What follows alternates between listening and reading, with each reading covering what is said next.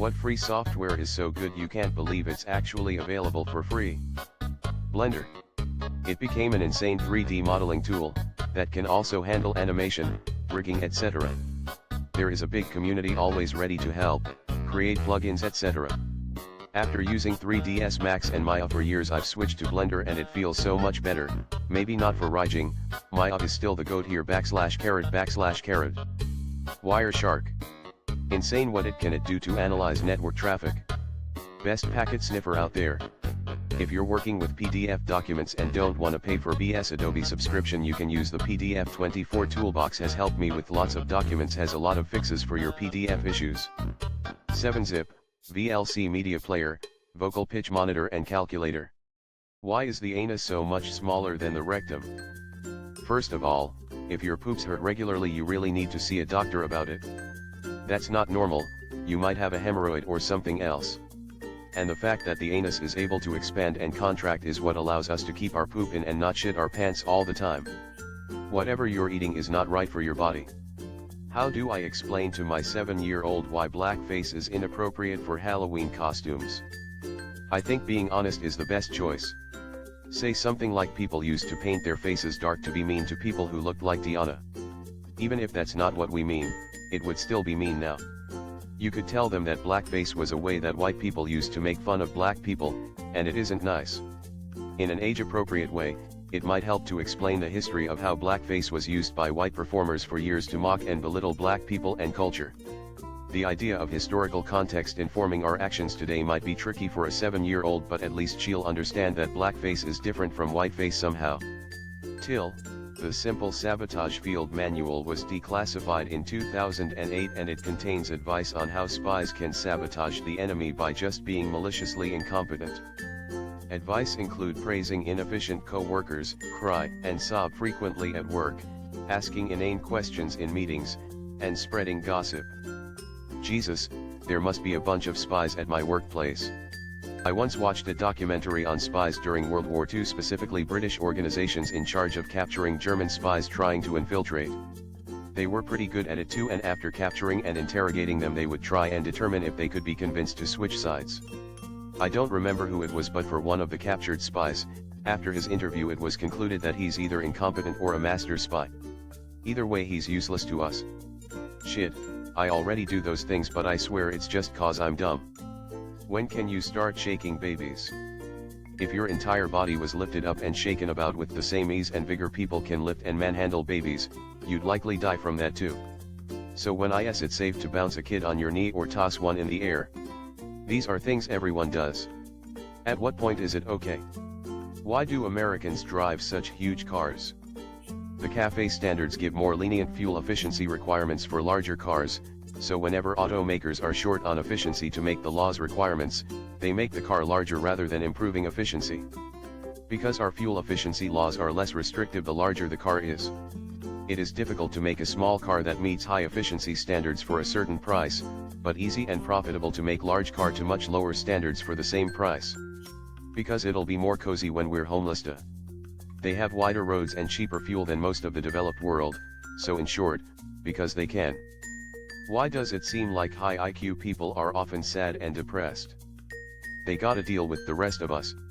The smarter you are, the more complex your anxiety-driven imagination can be. You can lead almost every conclusion to doom and gloom. They also use analytical skills to find negative patterns where they might not exist. Why are gender-neutral bathrooms so controversial when every toilet on an airplane or other public transport is gender-neutral? All single-stall restrooms should be unisex. No one cares about the single-person bathrooms, it's generally the stalls that people are uncomfortable with. I live in India, so that's reason enough. If it's a single bathroom, that's okay. I will never share a stall-style bathroom with men in this country. Do average-looking guys really think that girl's out of my league as a reason not to approach her?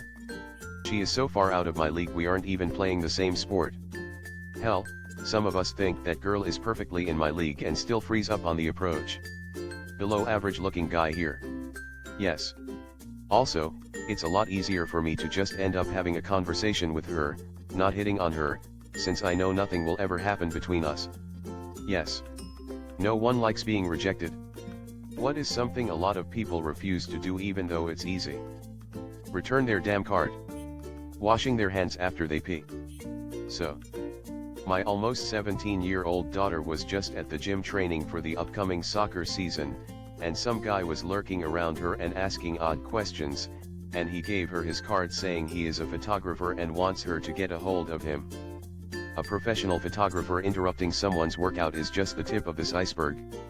He's a creep, alright. I would alert the gym.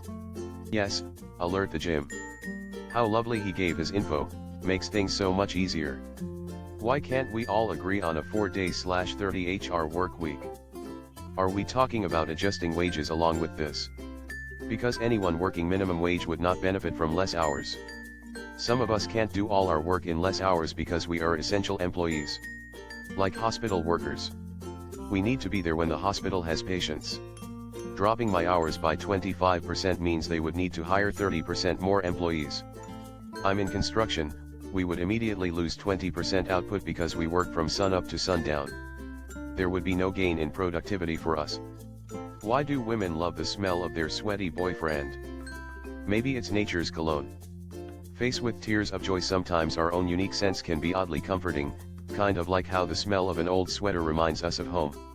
We're just out here appreciating the little things, even if they're a bit funky. My dog always sleeps on my t-shirt when I'm not home.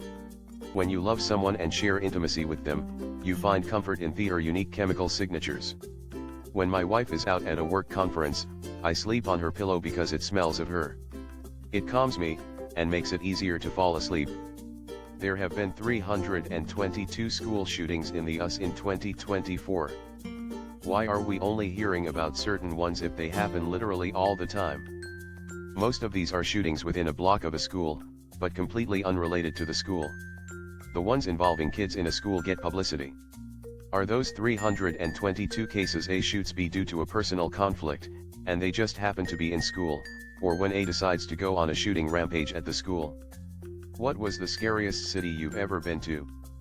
Port Moresby, Papua New Guinea. At the height of the Iraq War it was still listed as more dangerous. The gangs ran the city, driving around in technicals with mounted machine guns. Hotels had 6-foot-thick concrete-walled fences with razor wire, and armed guards. For an added cost they offered rape cages, a cage that would drop down over your bed when a sensor was triggered to protect you from being raped if people broke in. Port-au-Prince, Haiti. Didn't matter, day or night, people looked at you with hatred. Port-au-Prince, saw a newly shot woman on the sidewalk, and the next day, a human finger in a trash heap. The doorman in my hotel in Johannesburg stopped me as I was walking out and told me, "You won't last 5 minutes out there. Go back to your room where it's safe." Like and subscribe.